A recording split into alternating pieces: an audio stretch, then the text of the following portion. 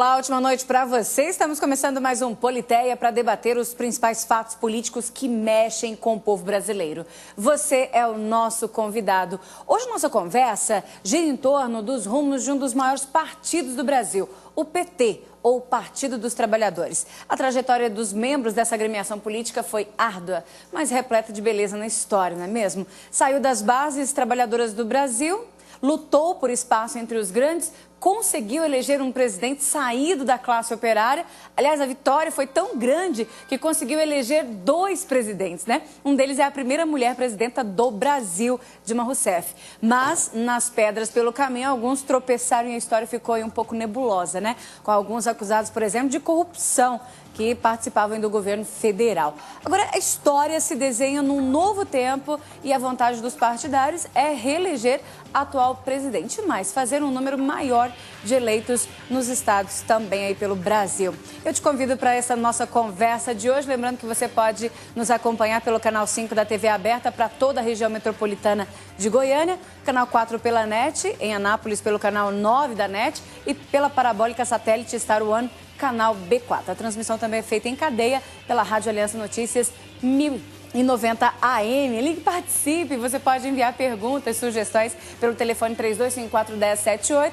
Nós vamos fazer um intervalo e voltamos já então com a nossa mesa posta para a gente discutir política. O Politeia que é pura política.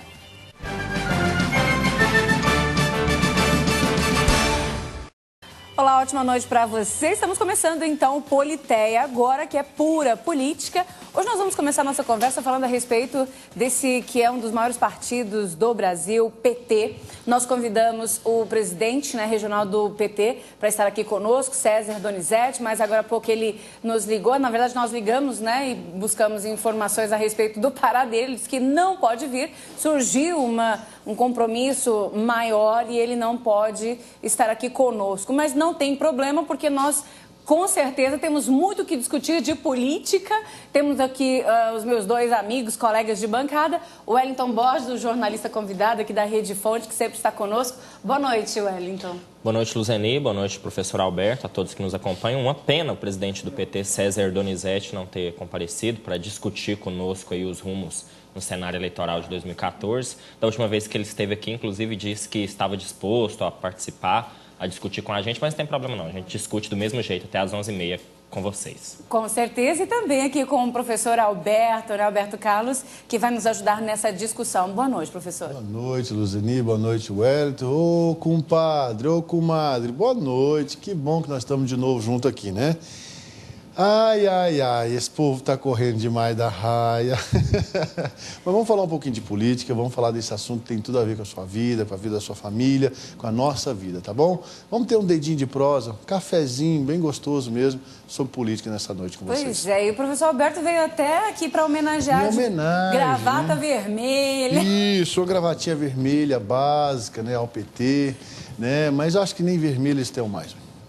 Depois. Bom, vamos começar a discutir então política. Vamos começando a falar também a respeito do PT, porque era o grande motivo de nós estarmos aqui reunidos nessa noite para a gente falar a respeito desse partido, que realmente tem uma história muito bonita, uma história de vitórias, né? Uma vitória expressiva para todo o povo brasileiro, que naquela época que elegeu Lula, por exemplo, se considerou vitorioso também, porque ele saía das bases, saía, né, do meio do povo mesmo. Até o slogan de campanha dele falava nesse sentido.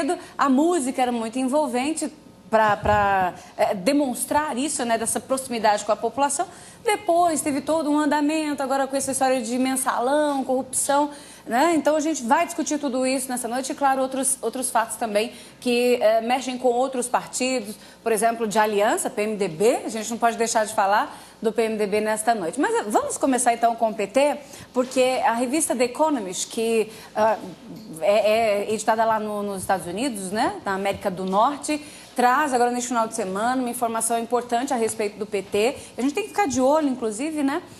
Diz o quê? Que o PT pode ter um revés agora nessa eleição. A presidente Dilma Rousseff pode ter um problema maior, uma dificuldade maior de ser eleita por conta do quê, Wellington? Por conta de inflação. Será que isso é verdade? Você concorda com isso?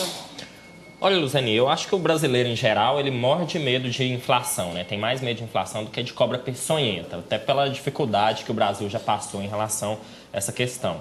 Eu, que sou um pouco mais jovem, não acompanhei todo esse processo da inflação, mas ouço as pessoas falarem, né, de que em um dia o pãozinho francês custava um preço, no outro era outro preço. Sim, a pobreza que a gente vivia antigamente, a dificuldade. Vivia assim. Você já me contou histórias de quando você era criança. Os reflexos disso, Os reflexos disso, Mas essa claro. questão da inflação no dia a dia, felizmente, eu acho até, né, eu não acompanhei assim como consumidor, era uma criança, né, nessa época. Mas eu acredito que, embora, né, a inflação tenha sido um problema aí da presidente Dilma, né, essa política econômica do governo federal, ela tem outros trunfos que podem ser positivos para uma busca da reeleição.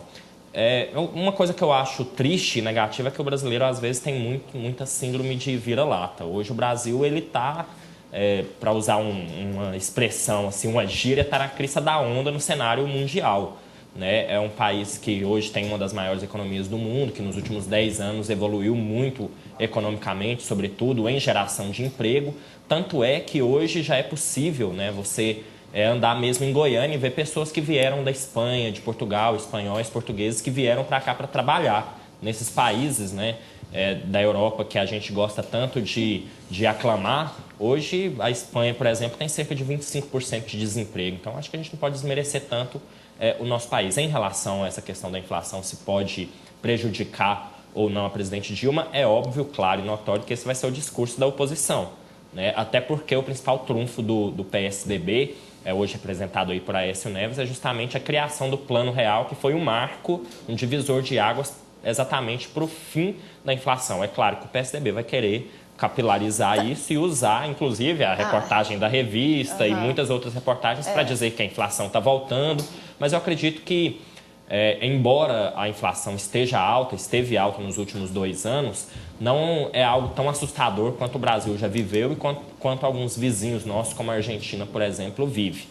Cabe ao PT e à presidente Dilma tentar apostar em outros trunfos, justamente no crescimento do país nesses últimos 10 anos, o crescimento econômico, a geração de emprego, o fato de vários brasileiros terem saído aí da miséria e alcançado um patamar em que pode consumir, né, viraram consumidores. Mas é claro que esse vai ser o discurso da oposição, sobretudo do PSDB. Mas eu discordo nesse sentido de que você diz que é discurso. Eu acho que é realidade. Nós estamos aí...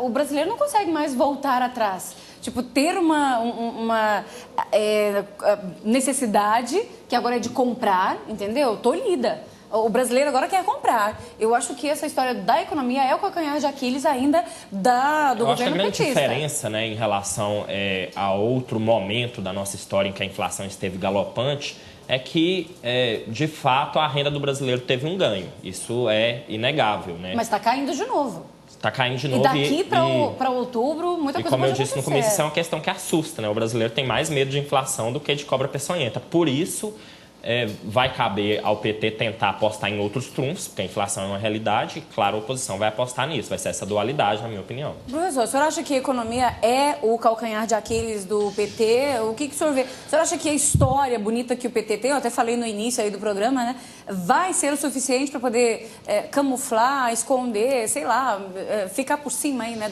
desse assunto maior que a economia? Bom, Luzeni, nós temos que olhar um pouco para o cenário mundial. Tá? Para falar em economia, quando você fala de economia dentro de um país, você tem que olhar um pouquinho para o cenário nacional.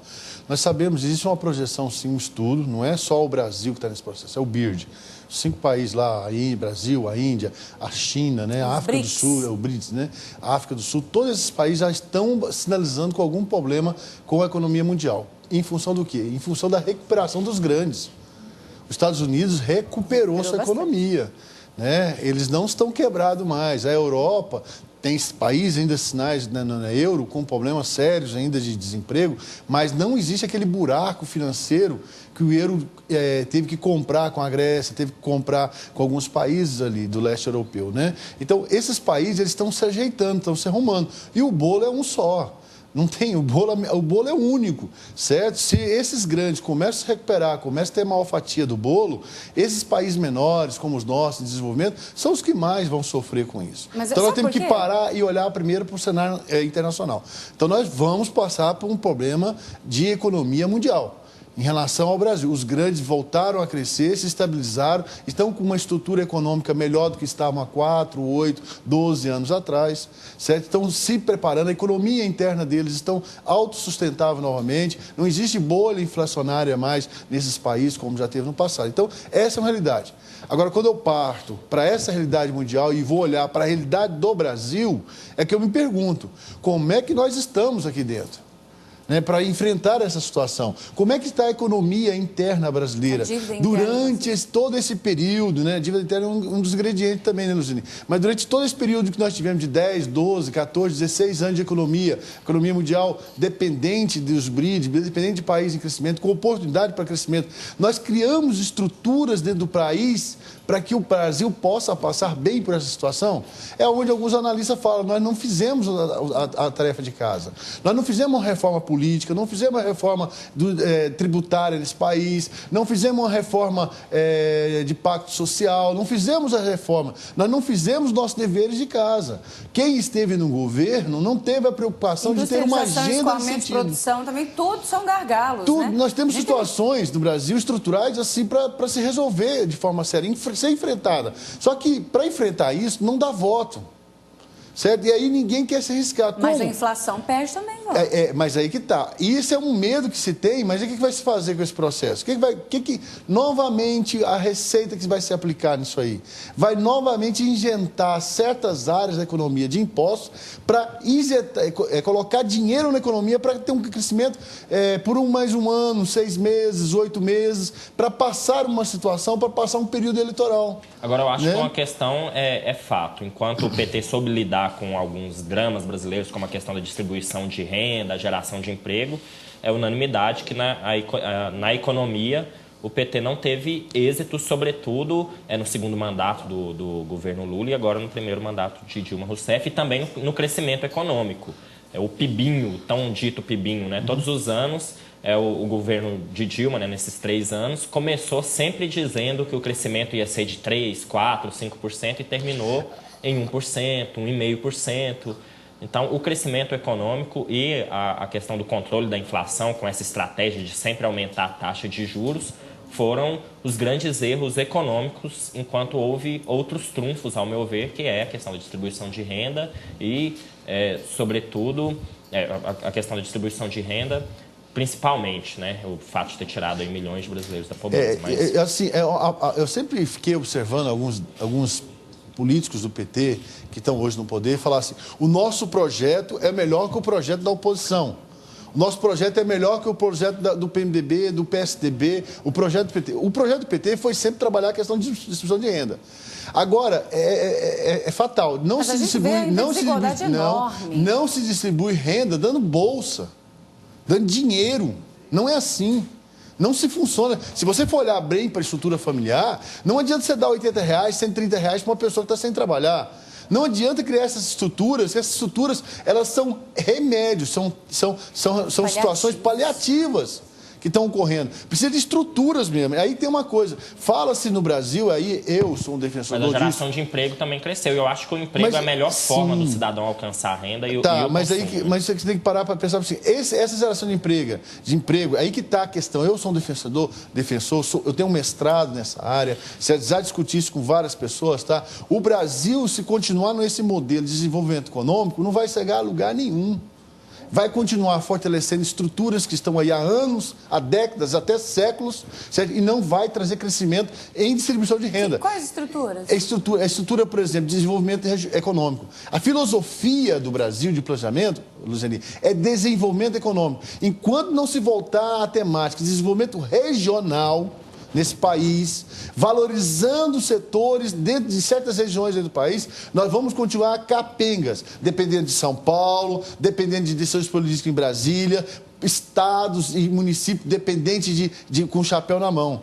Então nós precisamos trabalhar uma mentalidade diferente de estrutura. É isso que se esperava do PT. O PT, por ter um país, uma trajetória tão bonita, de ter vindo lá de baixo, esperava que ele teria uma condição de dar à sociedade uma possibilidade, não estou dizendo que ele teria que fazer isso não, mas uma possibilidade do país ter desenvolvimento regionais. Eu acho que isso tem acontecido de alguma forma. Se a gente pegar, por exemplo, as universidades e os institutos aí tecnológicos, né, que eu creio que a qualificação profissional é o primeiro passo para que as pessoas possam desenvolver regionalmente. A gente tem locais em Goiás, por exemplo, que tem tendência a um certo desenvolvimento em algumas áreas. A gente pega Niquelândia, por exemplo, mineração, né, outras áreas como Rio Verde, Jataí, é o agronegócio.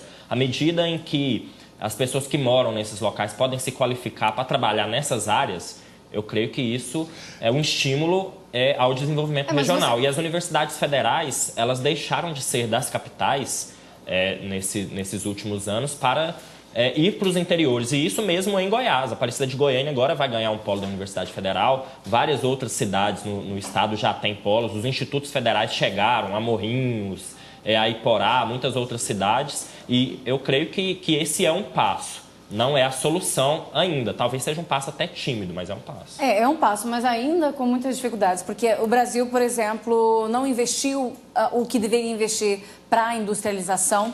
Não investiu aí, por exemplo, para escoamento de produção, já que nós temos grande potencial nas commodities, né, que são os grãos que nós produzimos. Goiás mesmo, a gente tem dificuldades de escoamento porque não tem rodovia que realmente preste, né? Não comporta, inclusive, os caminhões, elas não têm qualidade para os caminhões andarem. Dependendo da quantidade de toneladas, não pode passar porque ela destrói. Cadê a rodovia Norte-Sul? Cadê o projeto, né, da hidrovia de São Simão? É isso que eu estou falando, muito bom educação. A educação, Wellington, foi forçada. Isso é brincadeira, falar que a educação do Brasil foi trabalhada para o desenvolvimento regional. Não tem essa ideia. É ilusão, isso é ilusismo, certo? Porque em Rio Verde tinha que se fortalecer a agropecuária. Fazer medicina em Rio Verde para quê? Certo? Fazer certas situações não tem que se criar. É aí que eu estou falando, não existe um programa sério no Brasil, o último programa. É incrível que eu vou dizer para vocês aqui. Vocês podem estudar sobre isso e ver isso em detalhe. O último projeto de estrutura de desenvolvimento regional nesse país foi em Celso Furtado em 64, antes 62 e 64. Depois nunca mais se discutiu esse tema. Se você vai olhar para a China, vê lá que é desenvolvimento regional. Se você vai olhar nos Estados Unidos é desenvolvimento regional. Busca se potencializar. É inadmissível. Eu não entendo. Não sou só eu que digo isso, não. Muita gente de fora vem aqui dentro do país, conhece o país e fala assim, eu não entendo. Como é que vocês tiram minério em Carajá, no Pará, enfia isso dentro de um trem, vai até São Paulo, 3.000 quilômetros de estrada, transforma esse ferro em liga de metal e depois traz para Minas, traz para Catalão, para fazer veículo.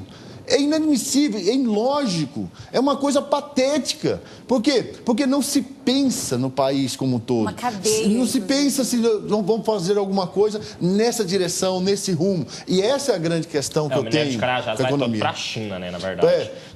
E eu acredito que, de certa forma, a gente não pode dizer que está tudo ruim, nem que está tudo bom. A gente tem que pontuar, né, as questões. Em relação à infraestrutura, esse é um problema até de estratégico, né, de erro estratégico quando o Brasil começou a investir em rodovias, né, como única forma de escoamento de produção, como única forma de infraestrutura e de logística, quando nos países da Europa, por exemplo, é possível viajar de trem entre um país e outro. O Brasil, os trens não ligam nem dentro do próprio país, né? Quanto mais mesmo, né? O que falta é justamente isso, essa disposição e as ferrovias política. Que tinham, né? E em Goiás passava, né, a linha férrea aí, na região ali da Estrada de Ferro, em Silvânia, em Goiandira. As rodovias que tinham, hoje se tornaram museus, né? Não são mais utilizadas. E é notório que o transporte feito por ferrovia, ele é mais barato, ele causa menos acidente, tem menos custos de manutenção, mas, por outro lado, o investimento em rodovias, ele é bom para as empreiteiras, é bom porque é preciso fazer manutenção em todo período chuvoso, tapa-buraco, recuperação, e aí temos todos os interesses envolvidos, né, nessa questão. e que é muito difícil mudar uma estratégia diante exatamente das amarras, como o professor Alberto falou, que existem aí e que movem toda uma estrutura empresarial além da estrutura pública. A velha história, né? A males que vem para bem, né, do administrador. Vamos fazer um tempinho? Já? Já está na hora. Deixa eu só falar mais uma coisa. Enquanto nós tivermos políticos que estão trabalhando com um projeto para poder e não para projeto de governo, nós vamos viver essa situação nesse país. Quem está lá no poder quer se manter no poder a todo custo, certo? E não tem nenhuma apresentação de um projeto de governo. Projeto de estrutura, direção, futuro, plano para 10 anos, para 20 anos, 15 anos, começar a trabalhar aqui agora. Plano diretor. E nem plano de governo. Nós estamos falando isso das eleições agora. Nós cobramos semana passada isso aqui de presidente de partido aqui, semana passada. Cadê as propostas de plano de governo dos pré-candidatos a governo do estado de Goiás? Cadê proposta de governo? Não tem. Sabe por que tem? É porque se faz governo com o estilo da pessoa. Então, mesmo em cima do estilo, cria esse plano, apresenta para a sociedade. E eu vou concordar com você, nem tudo está perdido. Tem muita coisa boa sendo feita. Mas sabe feito por quem? Pela própria sociedade civil. Pela própria sociedade civil. Eu fico impressionado com a sociedade civil brasileira. Impressionado com você, impressionado com o Zeni, impressionado comigo. Gente que não depende dos cofres públicos e tem que todo dia levantar de manhã e fazer dinheiro. Ser criativo, proativo, enfrentar, vender, comprar, fazer as coisas acontecer, ser criativo em fazer as coisas novas. O Brasil anda por essas pernas, É por isso que eu prezo. A sociedade civil deveria ter muito mais liberdade nesse país do que amarras que o próprio governo tem criado ultimamente. E mais, o privado também ajuda muito, né? Porque em muitos lugares esses cursos são oferecidos para preencher vagas nas empresas que muitas vezes elas mesmas investiram aqui ali no lugar, né? Sempre houve uma resistência da chamada esquerda brasileira com a questão da parceria público-privada, mas o próprio Partido dos Trabalhadores, quando chegou ao governo, percebeu que em alguns setores, tanto é que recentemente a presidente Dilma fez a concessão dos aeroportos, está fazendo agora a concessão de algumas rodovias, o que já tem assustado alguns goianos, porque duas delas que passam por aqui vão ter pedágio, que é a BR-153 e a 060, né? 050, na verdade, né? Vão ter pedágio. Mas, de alguma forma, né, como já há uma estrutura privada consolidada, né, empresários que trabalham, que geram emprego, é melhor o poder público ser parceiro do que aquele discurso inimigo, né? E oxalá, se nós da esquerda que entendesse que lucro é coisa boa. Ganhar dinheiro é bom, gente. A esquerda precisa entender isso. Ter lucro é saudável. Desde que isso gere benefícios para a coletividade, né? Sim, eu estou assustado, sabe por quê? Pessoa que ganha R$ 2.500 hoje paga imposto de renda nesse país. Olha o nível que nós chegamos. Olha o nível que está chegando. Já foi uma regalia, né? Vamos deixar para o próximo bloco. Você falava que pagar imposto de renda era quase rico. Eu estou falando de 3 salários mínimos. 3 salários mínimos e meio. 3 salários mínimos e meio. Hoje, 3 salários. Imposto de renda era sobre 10, sobre 15, sobre 2 salários mínimos. Hoje, sobre 3 salários mínimos. Então, em 3 salários mínimos, o pessoal está pagando imposto de renda nesse país. Há 18 anos, a alíquota do imposto de renda ela não é reajustada com um valor igual ou acima da inflação. Sempre um valor menor. Então, a renda aumentou. Graças a Deus, né? A renda aumentou. E o leão mordeu. Vamos falar mais dessas questões, então, no próximo bloco. Nós vamos fazer um intervalo. Eu te convido a ficar aqui conosco. Vai lá, busca o cafezinho, que o professor Alberto sempre diz aqui, né? Para acompanhar com a gente cheiroso. O Politeia. Já está cheirando aqui, né? Fique aí, Politeia, que é pura política.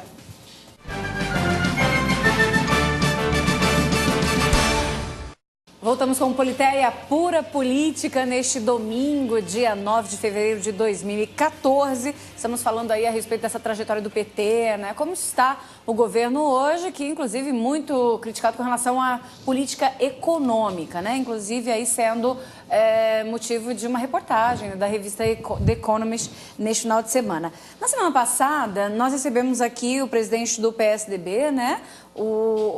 Também o Major Araújo.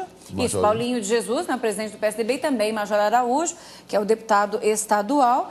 E o Negão do Frango pediu para que a gente falasse aqui qual é a opinião dele, porque nós estivemos com um problema no telefone, não deu para atender, né, as ligações. E ele falou, olha, gente, a comissão comunitária responsável pela criação da 15ª Companhia, né, Independente da Polícia Militar ficou chateada aí, né? A comissão ficou chateada com as declarações do deputado Major Araújo. Provavelmente ele está nos ouvindo, nos assistindo. Ele né? disse que assiste sempre, né? Então... Vamos ver, viu, Major? Daqui a pouco ele liga aqui para fazer a tréplica. É verdade. Então, o pessoal lá chateado da Comissão Comunitária do bairro, viu, Major? Está dizendo que as críticas do senhor falando sobre que uma conquista, né, comunitária foi politicagem, eles acham que foi uma conquista, né, ter lá uma base da Polícia Militar no bairro, no setor. Segundo o pessoal, é uma falta de respeito, né, com a comunidade e com o superior dele, segundo aqui o Negão do Frango falando pra gente, né? Dizendo que ele mesmo, como deputado, não deveria ter feito isso. Também participando, né, da segurança pública, porque ele é um militar. Então fica aí, né, o Negão do Frango bravo, inclusive ele está aqui conosco hoje, obrigada por ter vindo, né, com a esposa linda também do lado. E tem mais 2 meninos que vieram lá de Goianápolis, gente, que legal, olha, o Gleicimar e o Wesley também. Muito obrigada por estarem aqui conosco, viu? Venham mais vezes. Se você, de repente, esses 2 aí que vocês viram, é o Gleicimar e o Wesley, né? Do ladinho deles lá, mostra lá, o Daniel, o Negão do Frango e a esposa. Obrigada por terem vindo aqui, né, para falar de política com a gente, nos acompanharem. Você também que está em casa pode participar aqui conosco, é só vir. Nós estamos do ladinho aqui, né, da Avenida Rio Verde, na rua F52. Sempre começamos o Politeia, 10 horas da noite, e a gente vai até às 11h30 discutindo política, né, professor? O senhor começou a falar aí a respeito da questão econômica, mas a gente precisa falar também do que está acontecendo aqui em nível regional com esse partido, né? Como que está? Ainda uma indefinição, a gente não sabe o que o PT vai fazer, não sabe o que o aliançado PMDB também vai fazer. Essa semana, inclusive, saiu uma nota no jornal dizendo que o PT só vai permitir cabeça de chapa com o PMDB, na verdade, como cabeça de chapa, se for Iris Rezende. Não aceita o Júlio Friboi, né? Ou então Egomide na cabeça. O que vocês acham dessa declaração? Foi algo assim diferente do que a gente estava vendo até então, né? O PT colocou o nome de Egomide, o PMDB já com 2 nomes, né? Que é o Friboi e Iris Rezende, mas agora essa aí, possibilidade de realmente haver um racha. Será que isso vai acontecer? Eu acho que o próprio lançamento da candidatura de Antônio Gomide, prefeito de Anápolis, que é o prefeito mais bem avaliado do partido, foi o prefeito que teve uma votação expressiva aí nas eleições de 2012, se não me engano, proporcionalmente foi a maior vitória do Brasil, né? Mas o lançamento da candidatura de Gomide não se deve a isso, se deve à insatisfação do PT com o lançamento de Júnior Friboi. Para os petistas, Júnior Friboi não representa o desejo da oposição, entrou aí na discussão da sucessão eleitoral, alguns dizem que como um elefantinho em loja de louça, né, derrubando tudo, né, fazendo aquele estrago, dando declarações de que se o PT não for com ele vai atrás do Democratas, vai atrás do PSB, gerando um certo constrangimento. A gente até comentou aqui, à época, o deputado estadual Mauro Rubin, que faz parte da executiva do PT, divulgou uma nota de repúdio.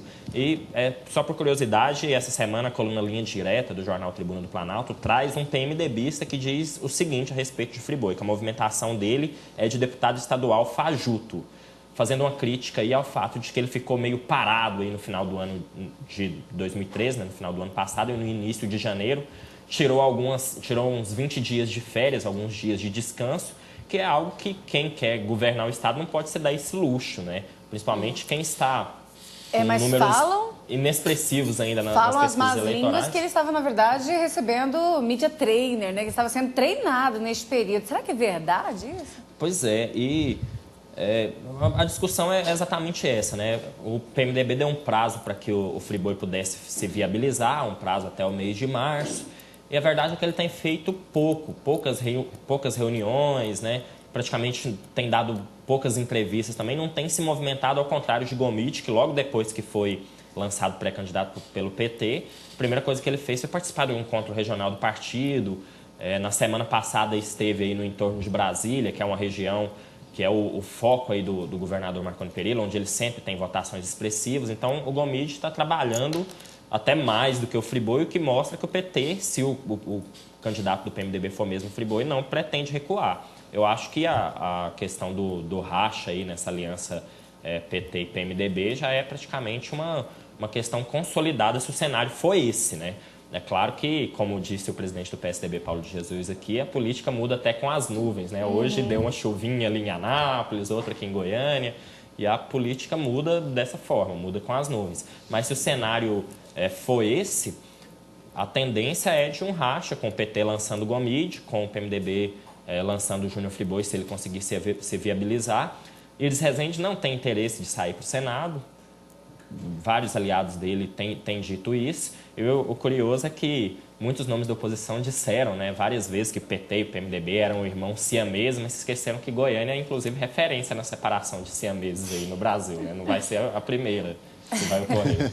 É verdade, professor. Bom, eu avalio assim, que essa candidatura do PT vai depender primeiramente de uma posição nacional. Do relacionamento que está se montando entre PMDB e PT a nível nacional. A ordem vem lá de cima.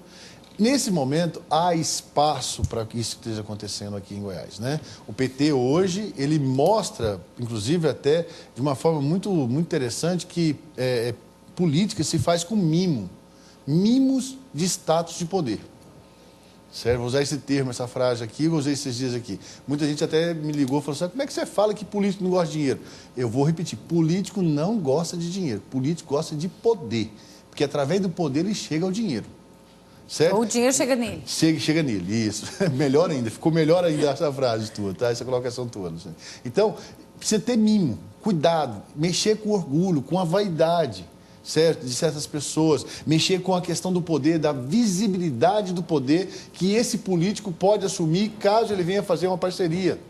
É por aí que funciona. Não adianta vir com dinheiro por dinheiro, simplesmente por dinheiro, que não funciona. No meio político isso não funciona. No meio empresarial funciona. O que o Júnior tentou fazer e tem tentado fazer para trazer para o meio político é essa ideia.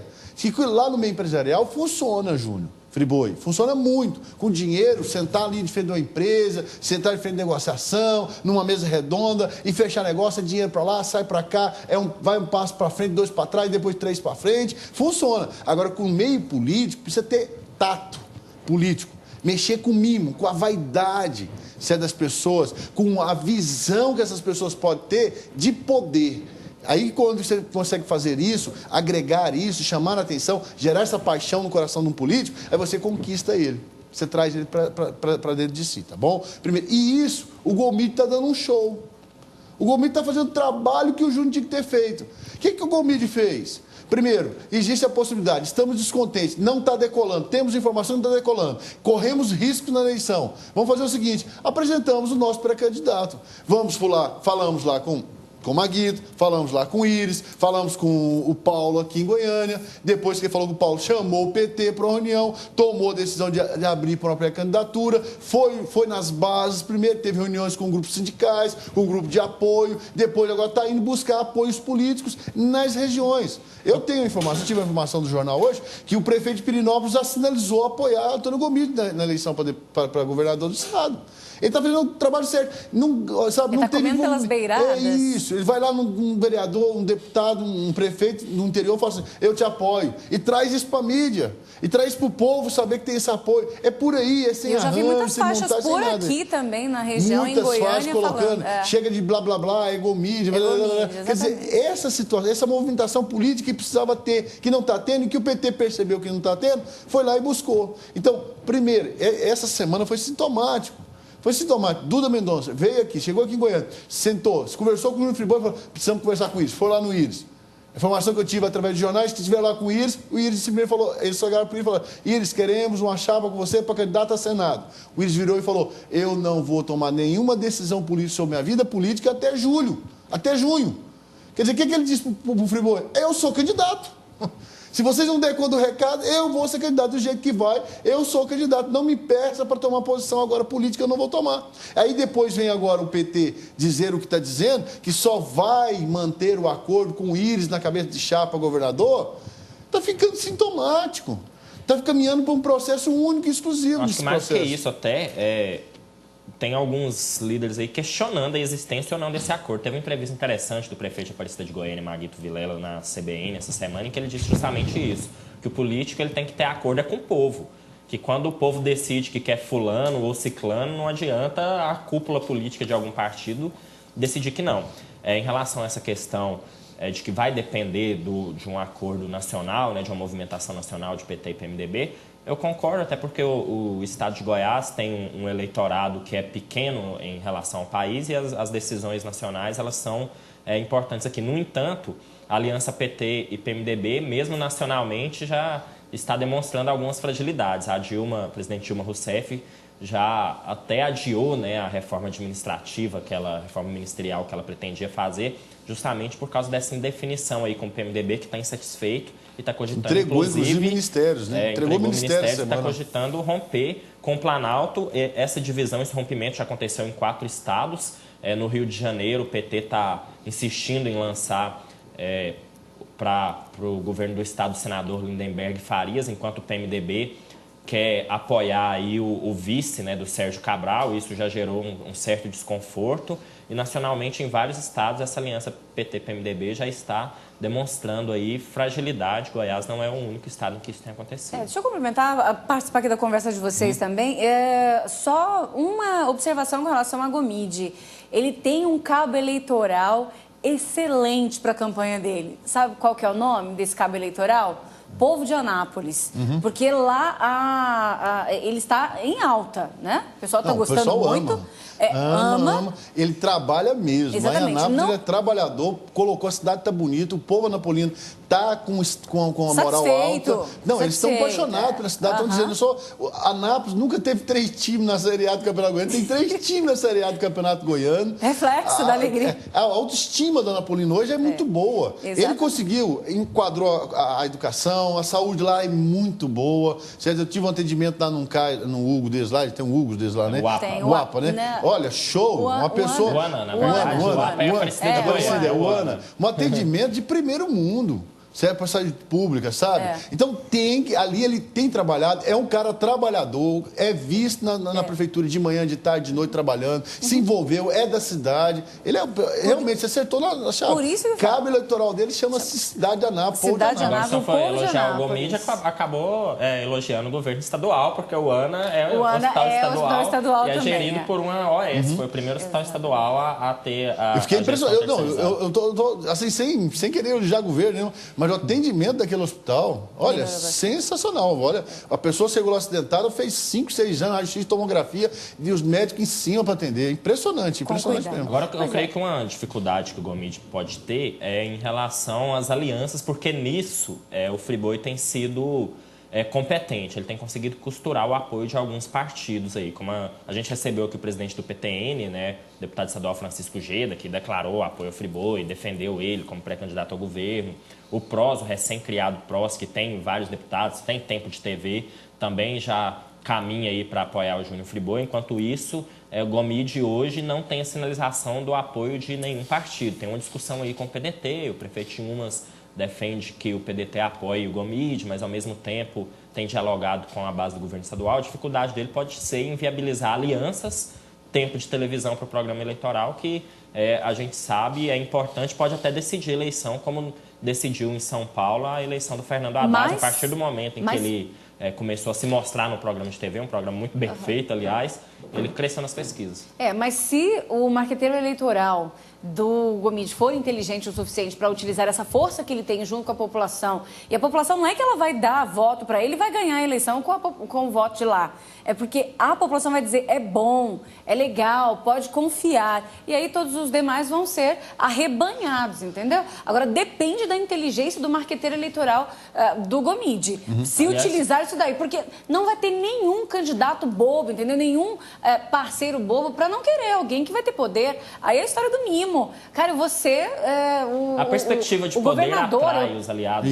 Exatamente, a perspectiva de ele ganhar. E ele é uma pessoa que arrebanha lá dentro. Você pode ver que até a oposição, recentemente nós falamos com o presidente da Câmara, que é oposição lá dentro de Anápolis, falando a mesma língua do Gomide, é uma coisa assim extraordinária, é um fenômeno que a gente vai ter que estudar ainda, pode ser até uma tese aí de uma pós-graduação ou de um mestrado, mas que a gente vai ver daqui a pouco, né, decidido aí. Eu tive com o pessoal de Anápolis hoje, assistindo um jogo do Aparecidense em Anápolis aqui, conversando com algumas pessoas que moram em Anápolis, e eles partem do pressuposto lá em Anápolis o seguinte, que o Gomide sai com 400 mil votos.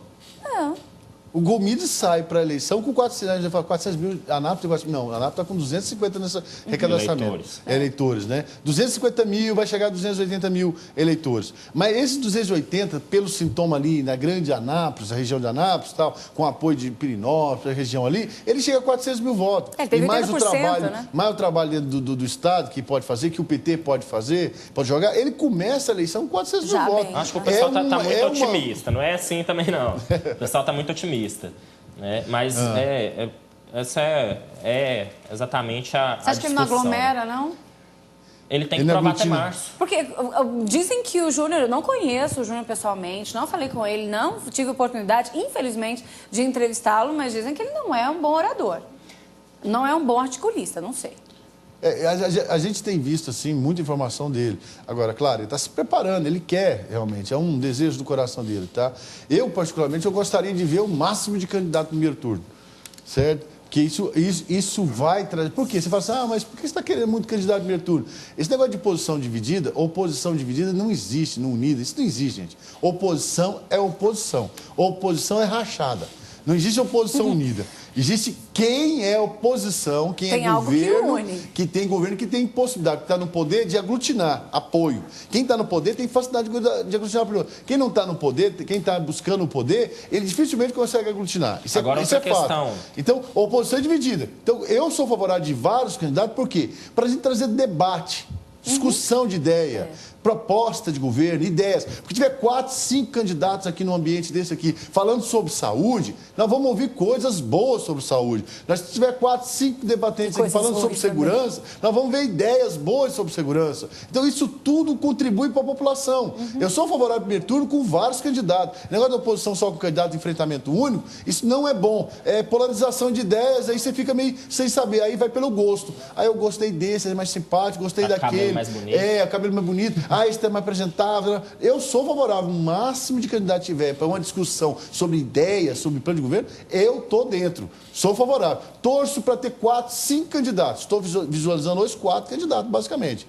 4 candidatos estão em evidências aí, certo? Agora, se chegar um outro quinto, muito bom. Vai ter uma discussão muito boa no primeiro turno. Acho que a gente com deve a possibilidade ter grande de segundo. Pelo menos uns 6 candidatos. Porque se a gente tiver o candidato do PT, do PMDB, o governador Marconi Perillo tentando a reeleição e Vanderlan Cardoso, já são 4. E normalmente os partidos menores de esquerda, PSOL, PCB, sempre lançam um candidato também para marcar posição. A gente já pode ir pensando como é que vai ser a dificuldade para organizar debates, né, entrevistas, porque devem ser muitos candidatos. Mas agora, outra reportagem interessante que o Jornal Tribuna do Planalto traz, né, na edição desse final de semana, quais seriam as dificuldades da oposição e da base para essa sucessão eleitoral, né? A gente falou muito, né, em 2014. 2014 está aí, agora a gente vai discutir isso. Já está passando, fevereiro já está indo. O mês de outubro, né? E o jornal analisa que a dificuldade da base do governador Marconi Perillo seria em criar um novo mote para ele, né? A gente falou aqui da questão do marketing. O marketing do governador Marconi Perillo em 1998 foi também um caso a ser estudado, né? A questão do tempo novo. Saiu aí com 5% de intenção de voto e conseguiu virar o primeiro turno já na frente de Iris Rezende, que é um expoente político que praticamente a população via como já eleito, né? Então a dificuldade vai ser em criar um mote. Depois do tempo novo, depois da segunda eleição do governador Marconi Perillo, que tinha um discurso de continuidade, aí veio o Alcides Rodrigues e depois veio o governador Marconi Perillo com aquele mote de Marconi de novo, né, de trazer novamente aquele tempo anterior ao de Alcides Rodrigues. Mas né? a marca está feita. Vou te dar qual que é ela, e agora a dificuldade seria o mote. Não, o mote já está montado. Se está dando certo, vamos continuar.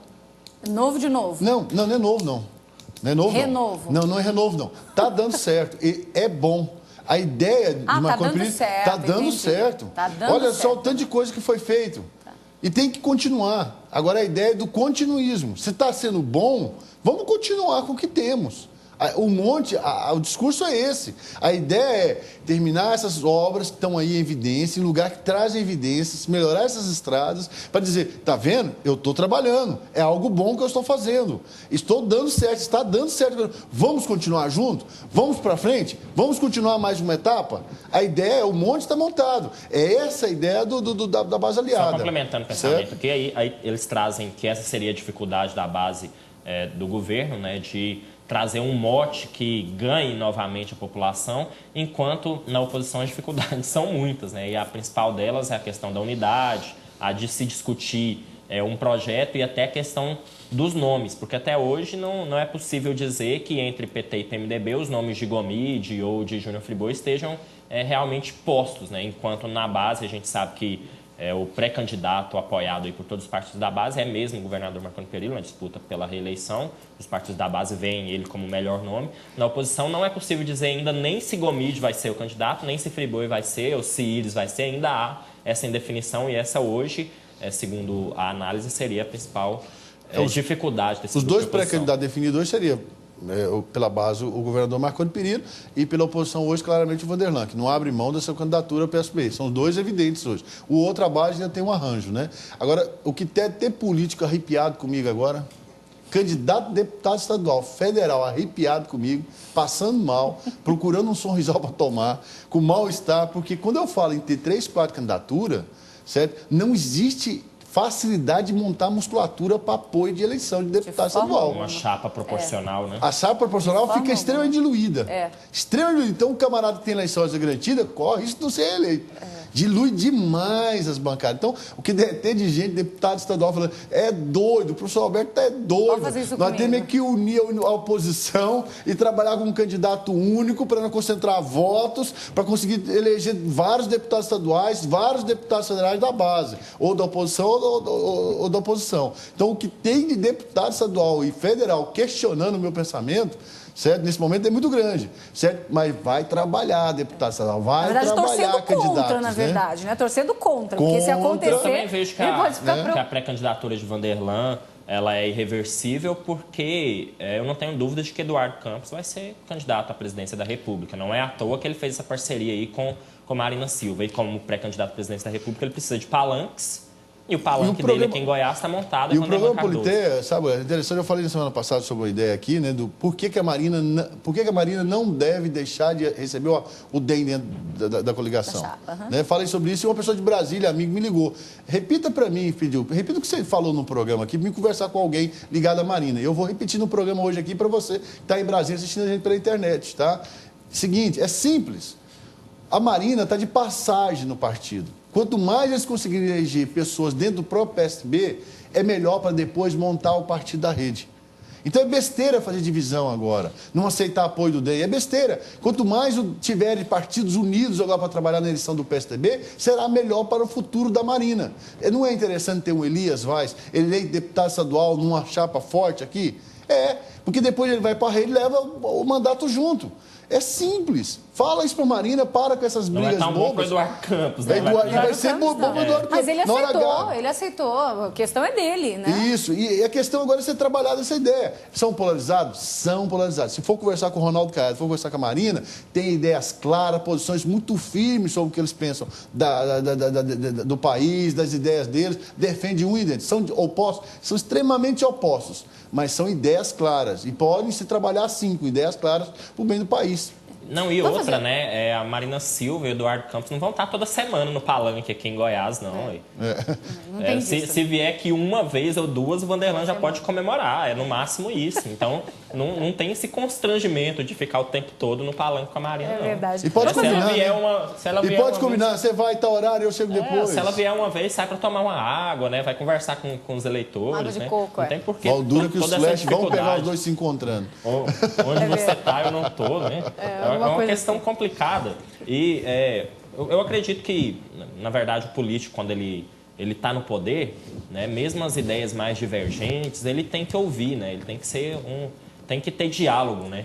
A gente falou aqui em alguns programas atrás, né, quando o líder sul-africano Nelson Mandela morreu, né, sobre essa capacidade dele de ter diálogo. Quando ele assumiu o governo da África do Sul, depois de ficar 27 anos aí na cadeia, a primeira coisa que ele fez foi justamente dialogar com os opositores dele. E muita gente via isso com desconfiança. E foi assim que ele obteve êxito. Vamos fazer um intervalo? Vamos fazer break? De novo, né? Mas eu vou deixar uma questão aqui. Porque a gente estava falando sobre DEM, essa questão de trazer para o PSB, né? De repente, futura rede, aquele negócio todo. E essa semana o deputado Ronaldo Caiado fez uma defesa a uma cubana, porque ela pediu exílio, né? Exílio, exatamente. Ela pediu para não voltar para Cuba, não quer mais também trabalhar com o programa Mais Médicos, né, se desligando, e que foi o que gerou uma dificuldade muito grande, porque ela falava, olha, eu vou receber só R$900, esses 10 mil que o governo está pagando por meu trabalho aqui. E a gente vai deixar então essa questão, vai pensando daí, nós vamos pensando daqui, por que será que o Ronaldo Caiado inventou de entrar nessa discussão toda? Daqui a pouco a gente vai continuar então essa discussão aqui no Politeia, que é pura política.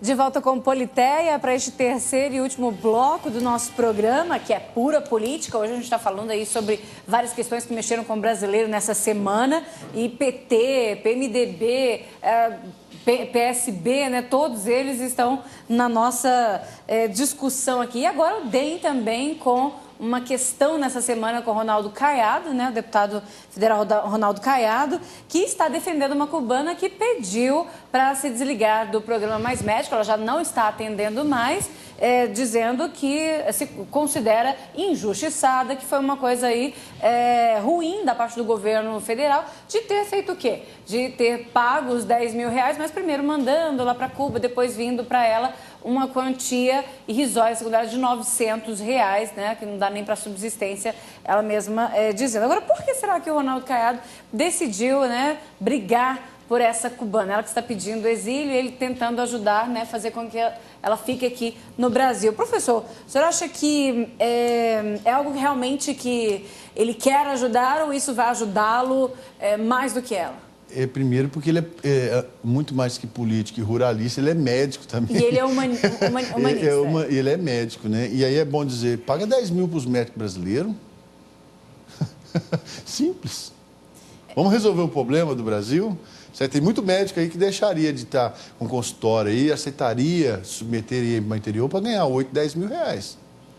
Certo? A questão é que isso não existe. Né? A verdade é essa. Então eu fiquei surpreso, eu não sabia desse contrato, como me falaram que estava pagando 10 mil reais para um médico, vim de Cuba para cá, eu falei, pô, paga 10 mil reais para um médico brasileiro, com recém-formado, com 2 anos Mas o discurso do partido interessante. A prioridade dos médicos que participam do Mais Médicos é para os médicos brasileiros, né? Isso foi dito desde o início, como o número de inscrição de brasileiros não foi suficiente, abriu-se para estrangeiros. O médico brasileiro, em geral, o que trabalha em hospitais particulares e mesmo no serviço público, que faz plantões, etc., ele ganha mais que isso, né? A discussão dos médicos e do Conselho Regional de Medicina e até Federal de Medicina é que é preciso se estipular uma carreira pública para o médico, porque não adianta ele ganhar 10 mil reais durante o contrato de um ano do Mais Médicos e depois ser mandado embora lá naquela cidade do interior. E aí? Ele vai trabalhar onde? Vai voltar para a capital? Vai fazer o quê? Ele perdeu um ano da carreira dele trabalhando ali e não tem uma continuidade, né? Então, o Conselho Federal e os conselhos de medicina em geral discutem, sobretudo, essa questão. Reivindicam a criação de uma carreira para os médicos, como há uma carreira para os juízes, para os promotores, né? O promotor e o juiz, eles vão para o interior no Brasil. Eu vou pedir um favor para um médico. Médico no Brasil ganha 10 mil reais. Por favor, venha falar para mim, como o Hélio está falando. Tem não, Hélio, para com isso. Vai aqui num posto de saúde aqui, ó, no Cruzeiro aqui, ó. O Cruzeiro tá pertinho da gente. A gente aqui, recebeu aqui dois prefeitos no início do... 3.800, 4.500 reais para trabalhar 60 horas por semana. No início do programa Mais Médicos, a gente recebeu 2 prefeitos aqui que disseram exatamente isso. O salário, na verdade, é por aí mesmo. Mas eles recebem mais do que isso, por plantões e etc, né? Então, mas eles reclamam de infraestrutura. E mesmo assim, o programa Mais Médicos, no início, deu prioridade para os médicos brasileiros. Né? Vieram os estrangeiros. Mas não falaram para eles o valor da coisa, da conta? Sim. Que era 10 mil reais? Falaram sim. 10 mil reais? O programa tem edital. 10 mil reais. 10 mil reais. Sim, o programa foi lançado, tem edital, tem prazo para inscrição. Houve um repúdio também, porque eles estavam brigando com a vinda desses médicos de fora, né? Eles não queriam, não querem ainda, justamente, né? por essa discussão. O médico, e eu acredito que é uma reivindicação justa, ele quer uma carreira de Estado. Eu acredito que no Brasil, onde tem um sistema universal de saúde, a carreira de Estado para o médico é uma necessidade urgente. Eu acho o programa fora de série. Agora, eu não sabia que ele estava sendo feito dessa forma. Manda-se 10 mil reais para Cuba e volta 900 reais para cá. E no caso de Cuba, os demais não. Só no caso de Cuba. Os demais isso ficou assim defragado. Isso realmente é preocupante. Que acordo que é esse, tá bom? Esse preocupa, porque um médico trabalhar lá no... Nem sei o nome da cidade dessa médica, lá no Pará, lá para... Não sabe? Num lugar sem condições, até ter medicamento para aplicar. Ela é quase uma curandeira lá na região. Para ganhar R$900, ela está vivendo de favor. Agora é o seguinte... Um profissional de medicina, por exemplo, um profissional no Brasil ganhar R$900, nem ajudante de pedreiro hoje está ganhando isso.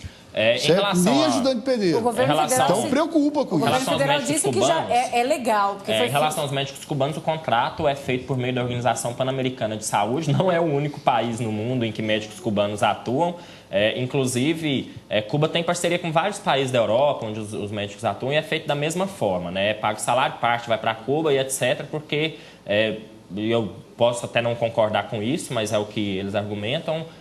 Os médicos de Cuba têm uma visão humanista da saúde, né, e não apenas como uma forma de lucro e etc. Por meio desse contrato com a Organização Pan-Americana de Saúde, o governo brasileiro é obrigado a oferecer auxílio alimentação e auxílio moradia para esses médicos cubanos, além do salário. Pode ser questionado em relação a ser um baixo salário? Eu acredito até que deve ser questionado. Mas tanto o deputado Ronaldo Caiado e todos os outros parlamentares que votaram no programa Mais Médicos sabiam disso desde o início. Tanto é que o deputado Ronaldo Caiado questionou também desde o início esse contrato com os médicos cubanos, sobretudo, que ele inclusive falou que vê como um trabalho escravo, né? Fez várias críticas, prometeu auxiliar os médicos que quisessem desertar aí do programa Mais Médicos.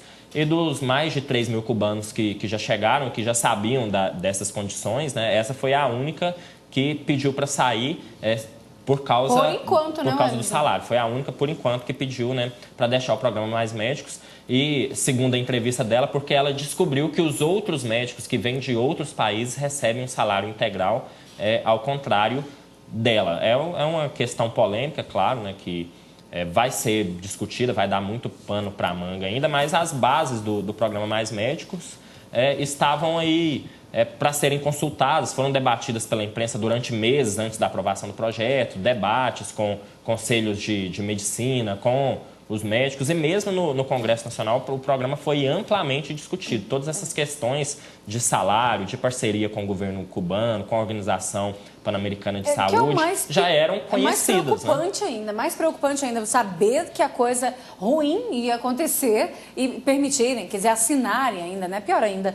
Agora, politicamente falando, né, isso vai ser ruim para o governo federal nas eleições, porque com certeza a oposição não vai deixar isso barato, não. Vai se explorar muito, né? Nessas eleições vai se explorar muito a questão das privatizações do aeroporto, de rodovias, questões do Mais Médicos. Vamos ver como vai ser a Copa. A Copa, essas manifestações que aconteceu com o jornalista da Bandeirante aí nessa última manifestação no Rio de Janeiro, a forma, o tratamento que foi dado para isto agora, nesse momento, né? Toda uma legislação está se preparando, se fala em legislação para não se ter manifestações, para coibir as manifestações, né?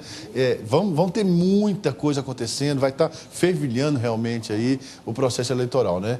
E queira Deus que assim como... Teve, assim, a gente fala assim, aquelas manifestações do ano passado trouxe alguns reflexos. Aprovou-se que hoje não tem voto secreto mais nas assembleias, né? Na Câmara Federal, no Senado. Houve alguns avanços, pouco, mas tivemos, né? Oxalá que tenha mais, né? Deus queira que tenha mais avanços aí. Agora, ainda em relação ao programa Mais Médicos, eu acho que é preciso aproveitar esse momento para justamente discutir essa reivindicação médica da carreira de Estado. É unanimidade que o profissional médico no Brasil, ele é respeitado, ele é valorizado, ele é indispensável para a vida de qualquer cidadão, né? Inclusive, o objetivo do programa Mais Médicos sobretudo, levar esses profissionais para a estratégia de saúde da família, onde tem aquele atendimento preventivo, né? Justamente para evitar que as doenças, os males que acometem o ser humano possam evoluir ao ponto de se tornar um problema maior, né? Mas deve se discutir, deve se aproveitar esse momento, na minha opinião, para se discutir a criação de uma carreira única de Estado para os médicos, é exemplo do que já acontece com os promotores, com os juízes, que vão para o interior, que têm carreira, que têm condições de trabalho, é o que falta para os médicos brasileiros.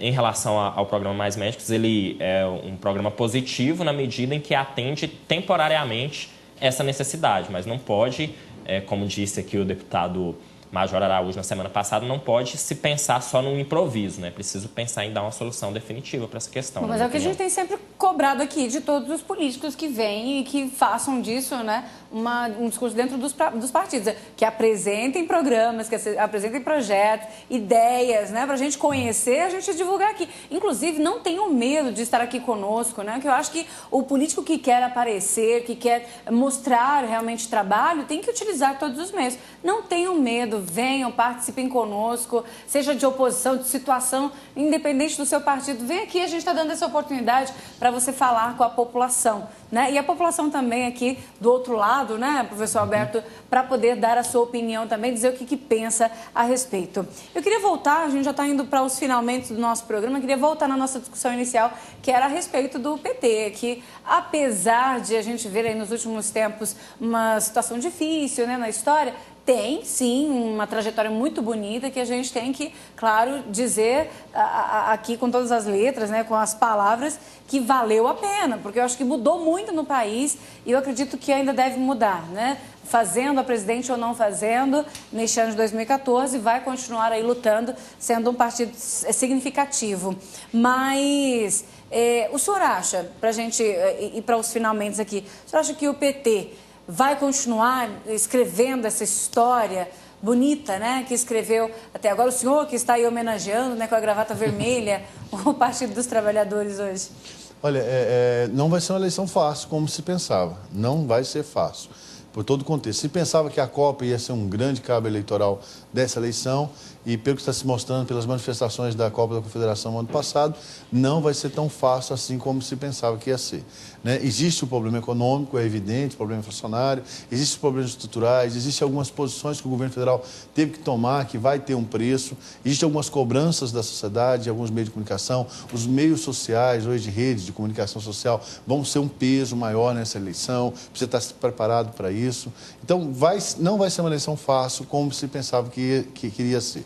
Vai ser uma eleição de muito ataque, de muita violência, de contrapontos, de muita violência, né? A violência que eu falo assim, de confrontos, confrontos verbais, de muita conversa, de muito jogo, vai ter muitas coisas, muitas acusações. O cenário está sendo preparado, né? Está se montando, né? Inclusive, eu assisti a entrevista do Romeu Thumann Júnior essa semana no Canal Cultura, né? Achei muito interessante, mas achei assim muito preocupante. Ele fala de situações que ele poderia trazer à tona e ele não traz, certo? Então, é muito oportunismo, certo? Está parecendo muito uma questão de oportunismo. O livro em si, existe um aspecto oportunista em cima, de trazer algumas evidências históricas nesse momento agora, que não é um momento oportuno, podia ser 2 anos atrás, certo? Então, há muita preparação de cenário, há muita ajuste aí de apoio, está acontecendo muita coisa ainda que vai definir ainda muitos rumos dessa eleição. Eu espero que o cidadão esteja cada vez mais preparado para receber e ter uma capacidade de perceber e depurar aquilo que é certo e errado e tomar posições políticas. Essa é a minha expectativa para esse ano, tá? Agora, que o PT vai ter dificuldade esse ano, vai ter muita dificuldade mesmo, certo? Apesar de que o PT já cresceu e mostra que ele é muito forte quando ele se depara com essa situação, porque a estrutura partidária do PT, eu falei isso aqui há 3 semanas atrás e vou voltar a repetir há um mês atrás. O partido do PT é o único partido realmente que tem configuração partidária nesse país.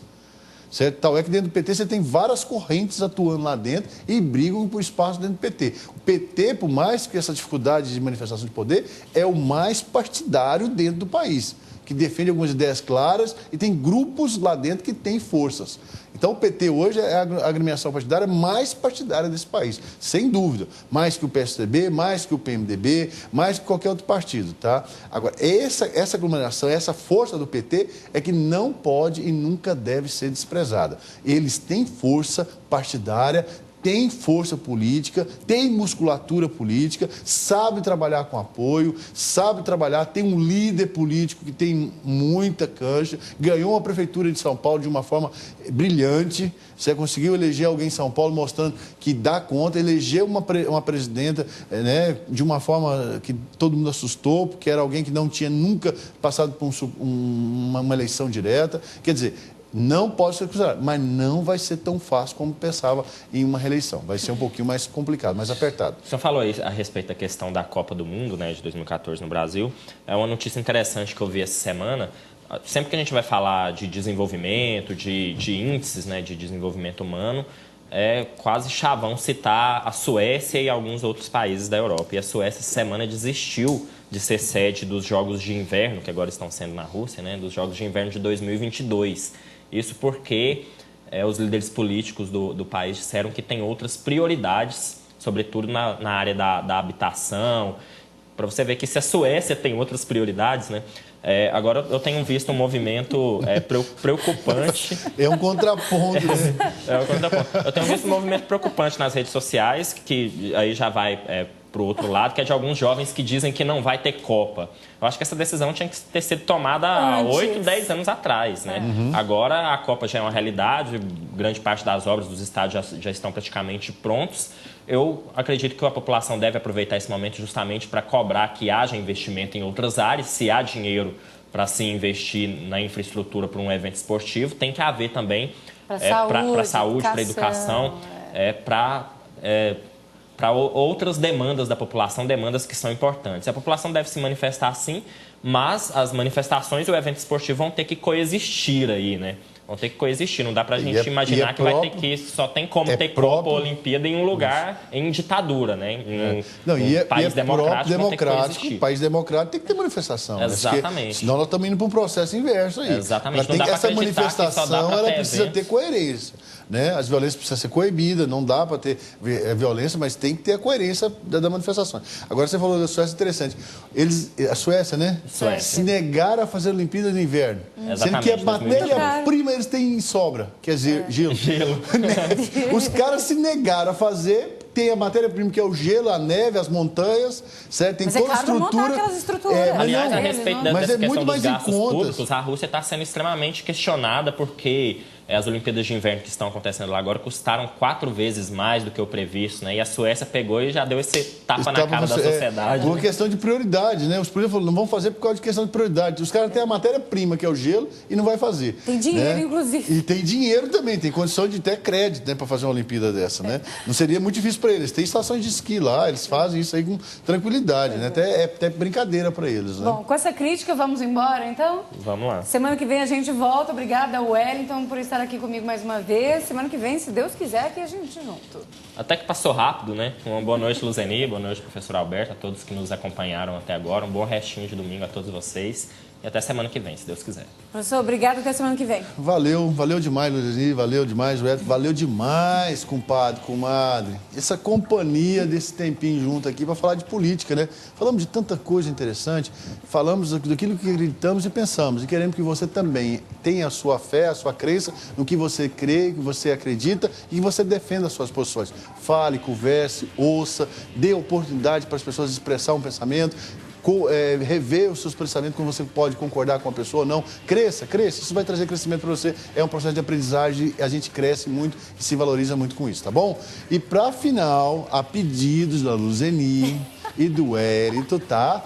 Eu vou pedir para você essa semana pegar uma linguiça de porco deliciosa, recheada, fritar ela bem fritada, tirar o óleo bem tirado, pegar um pãozinho assim, daquele pãozinho feitinho assim gostoso, partir no meio, colocar essa linguiça com as rodelas de tomate dentro, tá bom? E fazer um suco gelado de maracujá para acalmar a pressão, tá? E tomar um sucão de maracujá e um pão com linguiça delicioso para encerrar um dia para você, tá bom? Um beijão gostoso, uma boa semana, um bom proveito.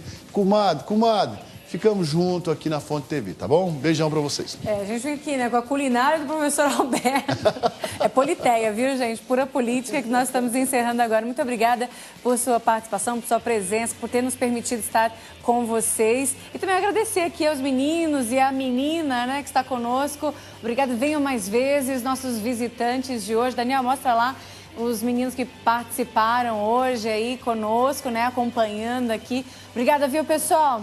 Semana que vem de volta aqui, hein?